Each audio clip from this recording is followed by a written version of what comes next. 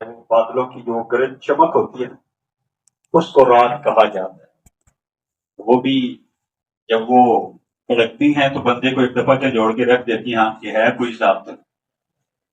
تو سورہ رات میں اللہ جل شانہ نے اپنی قدرت کے مختلف نشانات کی طرف انسانوں کو متوجہ کرنے کے بعد پھر یہ فرمایا کہ ہم نے انسانوں کی حفاظت کے لیے اپنے فرشتے مقرر کیے ہوئے ہیں، لہو معقبات من بین یدیہ ومن خلفہ یحفظونہ من امر اللہ، جو اس انسان کو مختلف حادثات سے اس کی حفاظت فرماتے ہیں۔ انسان کہتا ہے نا جی میں بس جی گرتے گرتے جو ہے محفوظ ہو گیا ہوں، جی مرتے مرتے بچا ہوں، وہ فرشتوں کا خصوصی پہرا ہے جو اس کے ساتھ اس وقت چل رہا ہوتا ہے ہر انسان کے ساتھ۔ لیکن اس سے یہ بات نہ سمجھا گیا کہ اچھا جی جب فرشتوں نے حفاظت کرنی ہے تو میں جو کچھ مرضی کرتا پھروں۔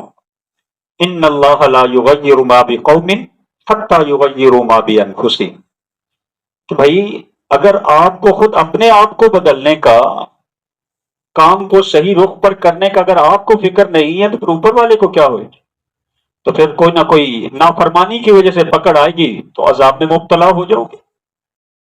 پھر سورہ رات کے اندر حق اور باطل کی مثال دی گئی ہے۔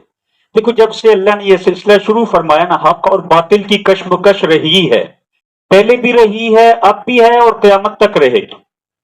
دونوں دونوں قوتیں، رحمانی قوتیں، شیطانی قوتیں، یہ آپس میں تقابل چلتا رہے گا۔ ہر دور کے لوگوں کو حکم دیا گیا کہ اپنے اپنے زمانوں کے اندر جو ہے وہ حق کے تقاضوں پر عمل کرتے ہو اپنی زندگی کو گزارو۔ اس کو مثال دی ہے اور یہ کہا کہ وقتی طور پر کبھی ایسا بھی ہوگا کہ باطل کا جو ریلا ہے، سیلاب ہے، اس میں حق دبتا ہوا محسوس ہوگا، تو کہا گھبرانا نہیں، پریشان نہیں ہونا، متاثر نہیں ہونا۔ یہ بالکل سیلاب کی طرح، جب سیلاب کا ریلا آتا ہے تو اوپر کیا ہوتا ہے؟ گند ہوتا ہے، مٹی ہوتی ہے، جھاڑ جکار ہوتی ہے، پتے ہوتے ہیں، اور جب اس کو ٹھہراؤ ملتا ہے تو یہ ساری چیزیں بیٹھتی ہیں اور صاف نتھرا ہوا پانی سامنے آ جاتا ہے۔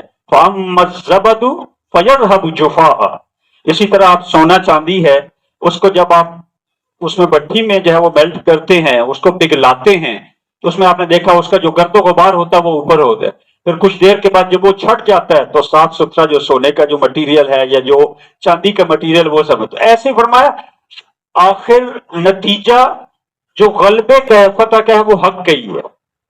اسی کے ساتھ پھر اہل ایمان کو عقل مند لوگوں کی نشانیاں بتائی گئی، جو آج کے رکوع کی ابھی جو ہے جس کی تلاوت، کہ عقل مند لوگ کون ہیں؟ انما یتذکر اولو الالباب، عقل مند لوگ ایک میرا اور آپ کا کرائیٹیریا ہے کہ بھئی یہ عقل مند ہے، ایک خالق کائنات نے کرائیٹیریا دیا ہے، وہ کیا ہے؟ یہ وہ لوگ ہیں جو اللہ سے کیے ہوئے عہد کو پورا کرتے، بندوں سے کیے ہوئے معاہدات کی بھی پاسداری کرتے، اور جن رشتوں کے جوڑنے کا حکم دیا اس نے یہ اس کو جوڑے رکھتے۔ والذین یصلون ما امر اللہ به ان یوصل، رشتوں کو جوڑنا یہ عقل مندی کی نشانی قرار دی گئی۔ تو آپ اس کے برعکس سمجھ سکتے ہیں کیا چیز ہوگا۔ پھر ساتھ ساتھ یہ کہا گیا کہ عقل مند لوگ جو ہیں اللہ کی رضا کی خاطر صبر کر دیتے ہیں، برداشت کرتے ہیں، غصے کے گھونٹ کو، بدلے کے گھونٹ کو پی جاتے ہیں، ٹھیک ہے، والکاظمین الغیظ۔ یہ اور نمازوں کو قائم کرنے والے عقل مند، اللہ کے دیے ہوئے مال میں سے خرچ کرنے والوں کو عقل مند کہا گیا، ٹھیک۔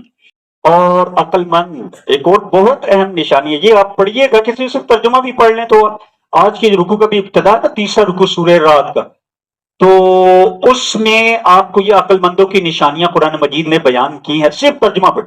ایک یہ بھی ہے، وہ برائی کا جواب اچھائی سے دیتے، میں اینٹ کا جواب پتھر سے دوں گا، ہم کہتے ہیں نا، تو کہہ کے تو دیکھ دیکھ پھر میں کرتا کیا ہوں تیرے ساتھ، وہاں کیا کہہ رہا ہے؟ اچھا یار۔ تو یہ عقل مندوں کی نشانی قرار دی ہے کہ بھائی نہیں، ترکی پر ترکی نہیں، ہر جگہ نہیں ایسے معاملات چلتے۔ پھر कुफार के जो मुतालबा था कि हमारे फरमाइशी मोजज़ात हमें क्यों नहीं दिखाते, फरमाया मेरे प्यारे अगर हम इनको दिखा भी दें इन्होंने मानना तो है नहीं। इन्नमा अंत मुनज़िर, बस आप डराते रहें, खबरदार करते रहें। और इसी सूरत के आखिर में फरमाया गया कि देखो ये लोग कहते कि हम आपको रसूल तस्लीम नहीं करते, वो यक़ूलुल्लज़ीना कफ़रू लस्त मुरसला, तो आप इनसे ये फरमा दें तुम मानो या ना मानो मेरा रब और इल्म वाले लोग मेरी रिसालत की गवाही देते।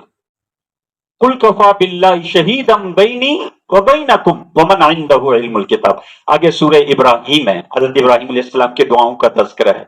कुरान के मकासिद को बयान किया गया, लितुखरिजन नास मिनज़्ज़ुलुमाति इलन नूरि बिइज़्नि रब्बिहिम, कि लोगों को अंधेरों से, कुफर के अंधेरों से, शिर्क के अंधेरों से, बदअमाली के अंधेरों से आप निकालें ईमान की रोशनी की तरफ, नेकी की रोशनी की तरफ, अच्छे अमाल की तरफ, इस कुरान के जरिए लोगों।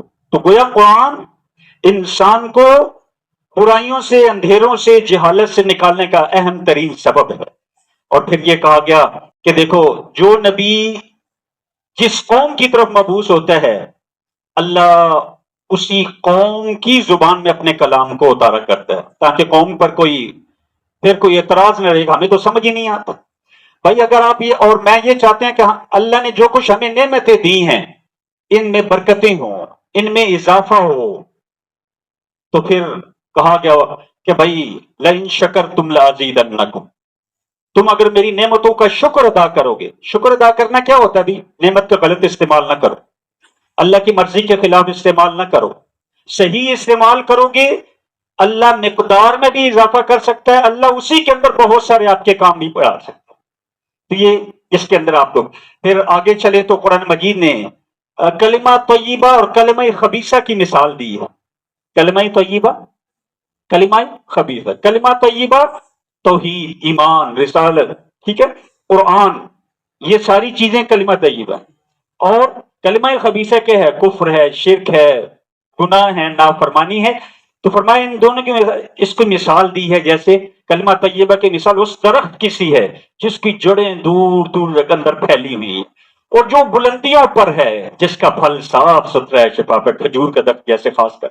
और कलमे खबीजा कुफ्र शिर्क कहा जैसे हंजल की बेल होती है कि वो बिल्कुल ऊपर होती है, आराम से ऐसा हल्का सा हाथ लगाएं तो बेल सारी गिर, और उसका फल का जायका भी इंतहाई कड़वा। तो कहा देख लो अब किस चीज को तुम इख्तियार करना चाहते हो, ये अब तुम्हारी मर्जी है। और फिर हजरत इब्राहिम अलैहिस्सलाम की दुआओं का जिक्र है, जब अब उन्होंने हजरत माई हाजरा को और हजरत इस्माइल अलैहिस्सलाम को, जब शीर खार बच्चे थे, उनको जब वहां छोड़ा है उस जगह पर जहां आजकल खाना काबा है, तो फिर जब वहां से ओझल होने लगे तो फिर दुआएं की। उनमें से एक अमन की दुआ की, खुद परस्ती से बचने की दुआ की, तेरे हुक्मों को कायम करने की दुआ की। अल्लाह इन पर फलों के रिस्क को जो है वाफर मकदार में, अल्लाह ने वो सारी दुआएं पूरी फरमाई है। आगे इंशाअल्लाह फिर बारह